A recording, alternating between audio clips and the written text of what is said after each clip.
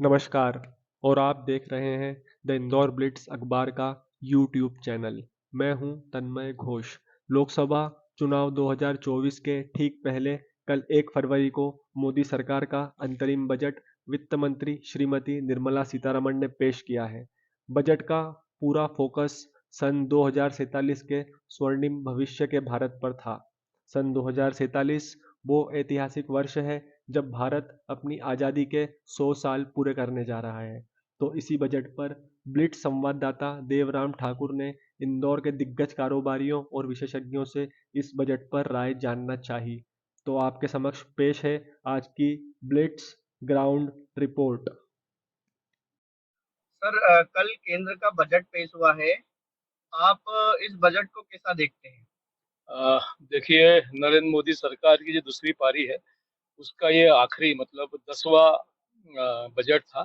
जी। Budget चूंकि चुनाव का वर्ष है, ये लेखानुदान प्रस्तुत करा सरकार ने जी। और जून में पूर्णकालिक बजट आएगा, लेकिन ये बजट का ही रूप है। जी। और मुझे लगता है चूंकि चुनावी वर्ष है, लोकसभा के चुनाव सन्निकट है, तो मुझे ऐसा लगता है कि मोदी सरकार ने और विशेषकर वित्त मंत्री ने जो अपने 10 साल का पूरा अनुभव है उसको निचोड़ कर इसमें रखा है।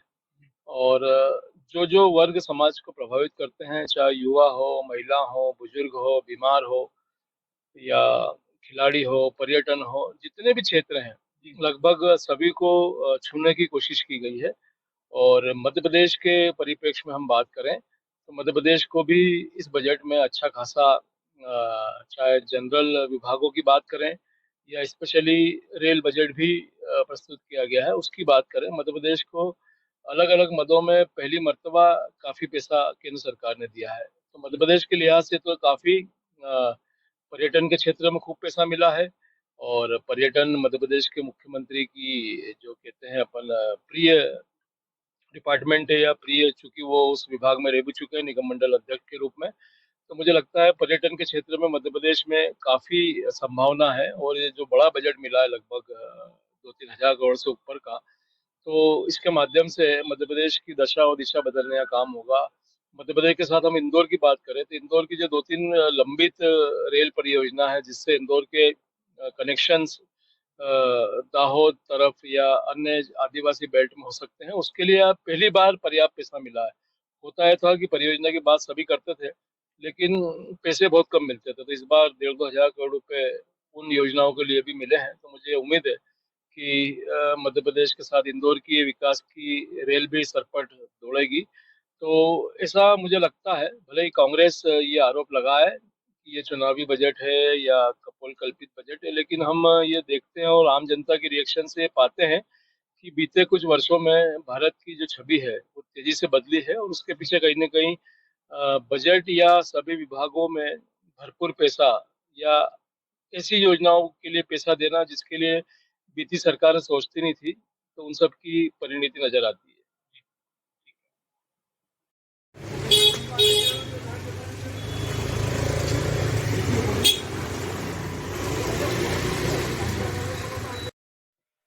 सर, कल केंद्र का बजट पेश हुआ है। आप इस बजट को कैसा देखते हैं? कल वित्त मंत्री निर्मला सीतारमण ने जी। अंतरिम बजट पेश किया है, जी। क्योंकि चुनाव होने वाले 2024 के। जी। पूर्ण बजट तो अप्रैल के बाद आएगा। जी।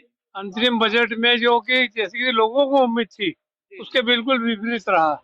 लोगों को ऐसी उम्मीद थी कि चुनावी वर्ष है तो कोई लोक लुभावनी घोषणाएं होगी, लेकिन वो हिम्मत का काम किया मोदी सरकार ने और ऐसा बजट पेश किया जो देश के विकास को आगे तेजी से बढ़ाए। उन्होंने ऐसा कोई काम नहीं किया जिससे देश के विकास में कोई रोड़ा अटके। उन्होंने समावेशी बजट पेश किया, किसी प्रकार की कोई लंबी चौड़ी छूट नहीं दी। जो जरूरी था वो कुछ थोड़ा बहुत उन्होंने राहत जरूर दी, थोड़ी बहुत किसान वगैरह को। इसके अलावा बजट सामान्य बजट था। आपका नाम बताइए। हंसराज जैन, अध्यक्ष क्लॉथ मार्केट मर्चेंट एसोसिएशन।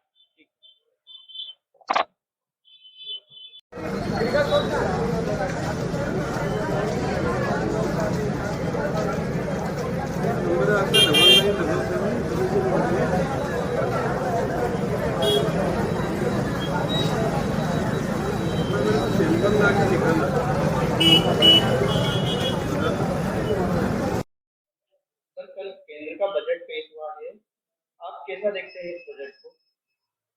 देखिए, मैं दो निगाह से देखता हूँ, एक व्यापारी की दृष्टि से और एक भारत के नागरिक की दृष्टि से। तो कुल मिलाकर ये जो बजट बीजेपी सरकार ने पेश किया है, ये एक इंटरिम बजट है। इसमें ये कोई पूर्णकालिक बजट नहीं है। तो इसमें किसी तरह का कोई आश्वासन या कोई लालच या किसी तरह की कोई सुविधा है अभी दी नहीं गई है। और अभी 2 महीने बाद जब ये लोकसभा के चुनाव होंगे, मुझे लगता है उसके बाद जो पूर्णकालिक बजट होगा वही असली बजट माना जाएगा। एक व्यापारी की दृष्टि से ऐसा कुछ उन्होंने कुछ किया नहीं। सोने पर जो ड्यूटी थी उसको हमें हमें उम्मीद थी कि उस ड्यूटी को थोड़ा कम करना चाहिए, जिससे जो इम्पोर्ट हो रहा है उसमें वृद्धि हो और जो स्मगलिंग वगैरह से सोना अन्य तरीकों से आता है उस पर रोक लगे, गवर्नमेंट को रेवेन्यू भी जनरेट। तो ऐसा कुछ उन्होंने इस दौरान कुछ किया नहीं है। पर मुझे जो उम्मीद है सरकार से, आने वाली सरकार जो भी रहेगी, निश्चित रूप से इन सेक्टर्स पे विशेष ध्यान देगी और सोने चांदी का जो सेक्टर है उस पर विशेष ध्यान देना पड़ेगा, क्योंकि पूरे देश की इकोनॉमी इसी पर बेस्ड है। तो उस पे कहीं ना कहीं जो इम्पोर्ट ड्यूटी उसको कम करना पड़ेगा। और हमारी पहले से भी डिमांड रही कि जीएसटी कम किया जाए सोने चांदी पे, क्योंकि रेगुलर भाव बढ़ रहे हैं। तो जीएसटी का परसेंटेज के साथ उसकी वैल्यू भी उतनी बढ़ती है जो ग्राहकों को बहुत महंगा पड़ता है। तो उस पर भी गवर्नमेंट को सोचना चाहिए। ओवरऑल अच्छे बजट की आगे उम्मीद रखते हुए हम पूरे अच्छी तरह से आशान्वित है कि ये बजट अच्छा आएगा और अच्छे तरीके से व्यापार को और नागरिकों को सुविधा मिलेगी।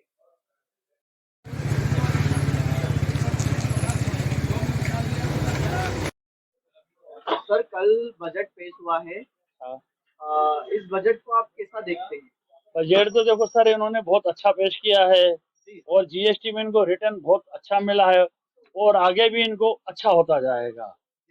और आगे मतलब दिन ब दिन लोग जो है ना कच्चे की तरफ काम करने रहे हैं, अब पक्के की तरफ ज्यादा डिमांड चलती जा रही है और आगे भी भविष्य में और ज्यादा काम अच्छा ही होगा। जीएसटी इनको बहुत भरपूर मिलेगी मार्केटों से। आपका नाम बताइए। मेरा नाम जीवनलाल परियानी, बर्तन बाजार अध्यक्ष। सर, कल केंद्र का बजट पेश हुआ है, इसको आप कैसे देखते हैं? केंद्र का बजट, हालांकि ये अंतरिम बजट पेश हुआ है अभी, लेकिन हमारे प्रधानमंत्री जी का विजन 2047 तक विकसित भारत की ओर ले जाने का है, तो उस हिसाब से काफी अच्छा बजट है। जो अब रेगुलर चल रहा है, टैक्स स्लैब में तो हालांकि कोई बदलाव नहीं किया, लेकिन जो आगे की योजना है 2047 में विकसित भारत को लेके है, उसको लेके उनके काफी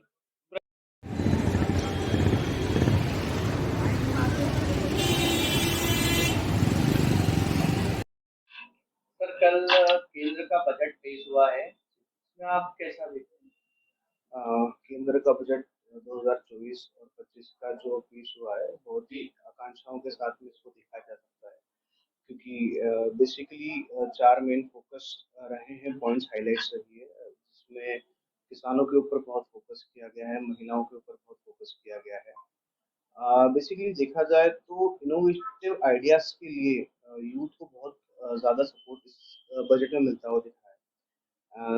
इसके साथ में ईवी को बहुत सपोर्ट किया गया है। रक्षा मंत्रालय में बहुत बड़ा एक योगदान इस बार दिया जा रहा है, जो कि काफ़ी हद तक देश के लिए बहुत ही महत्वपूर्ण दिखाई देता है। तो इस तरीके से कई ऐसी चीज़ें हैं जो देश के लिए बहुत ही बड़ी महत्वाकांक्षाओं की तरफ से इसको देखा जा सकता है। जी।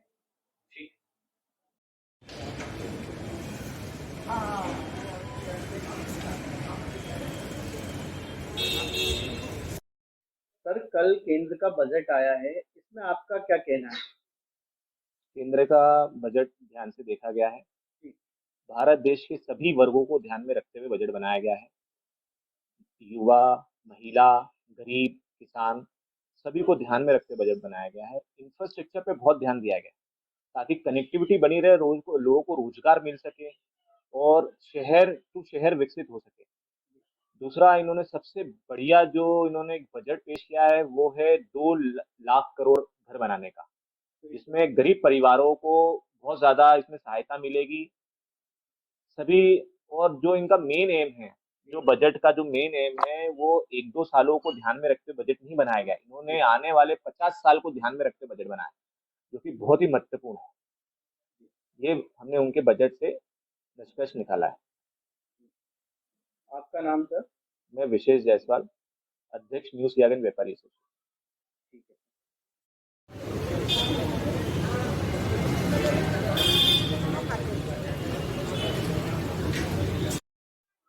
सर कल केंद्र में बजट पेश हुआ है, आप बजट को कैसा देखते हैं?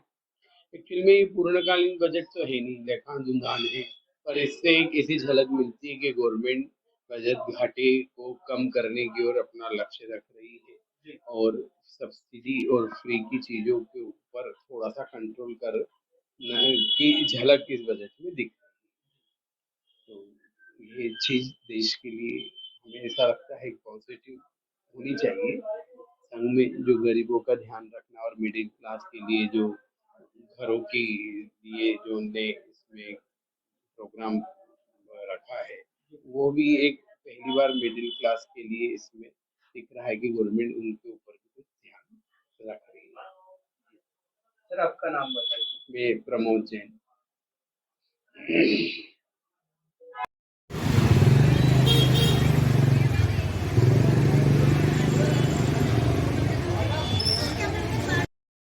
सर कल बजट पेश हुआ है, इस विषय में आप क्या कहना चाहेंगे?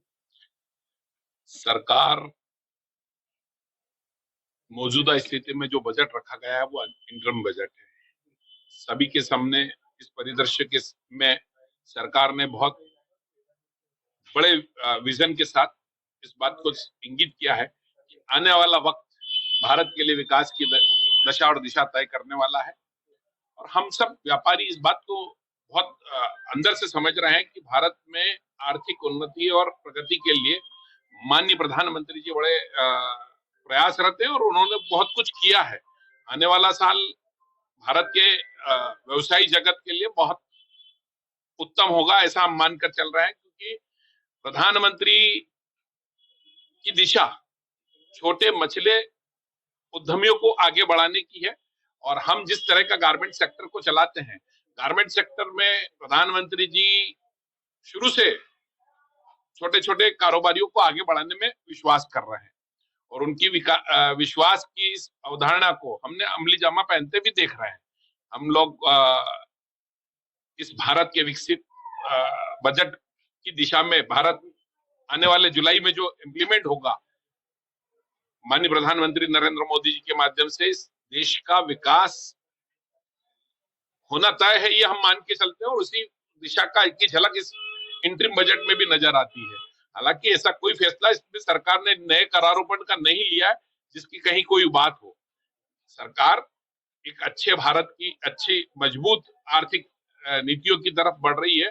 ये गौरवशाली बात है, हम सबको गौरवान्वित करती है। हम व्यापारी हैं और व्यापारी होने के नाते देश का खजाना भरने का जिम्मा हमारा है, तो हम देश के विकास की जो अवधारणा प्रधानमंत्री की है उसका स्वागत हमने हमेशा किया है।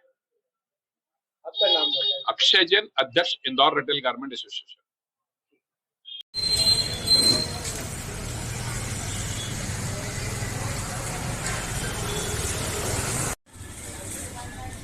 सर जो बजट पेश हुआ है इस विषय में आप क्या कहना चाहेंगे?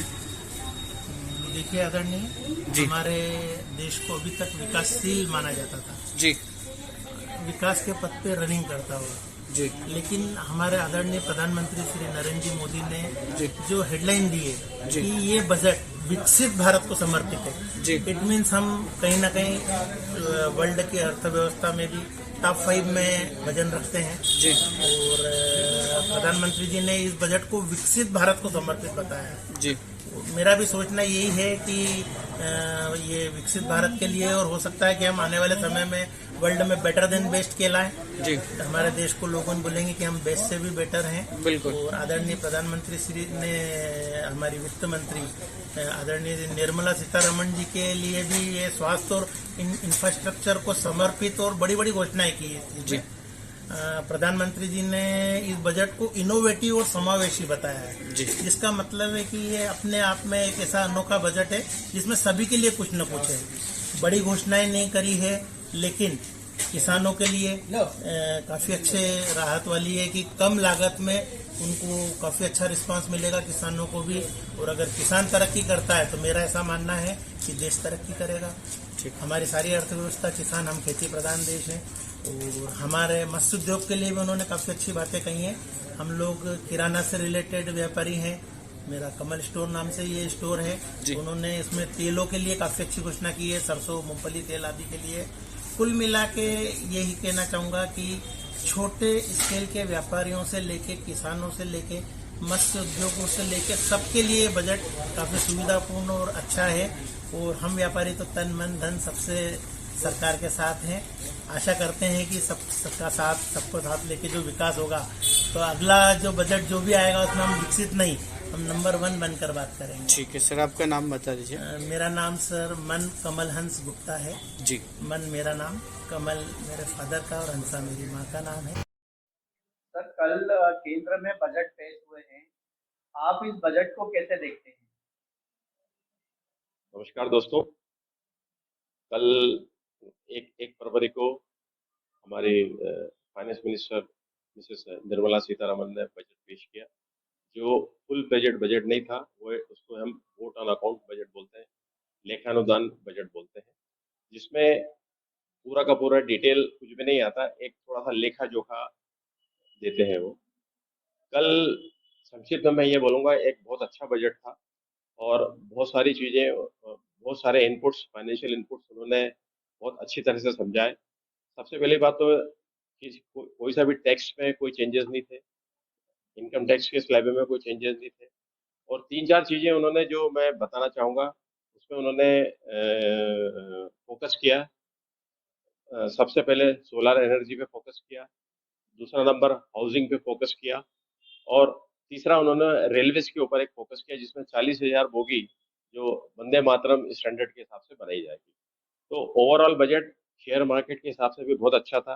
कल भी शेयर मार्केट बहुत अच्छा था और कल के बजट के बजट को देखते हुए आज जो शेयर मार्केट में जो हम तेजी देख रहे हैं वो बहुत जबरदस्त है। तकरीबन 1011-1200 पॉइंट बॉम्बे स्टॉक एक्सचेंज का सेंसेक्स बढ़ा हुआ है। So overall that budget was very good.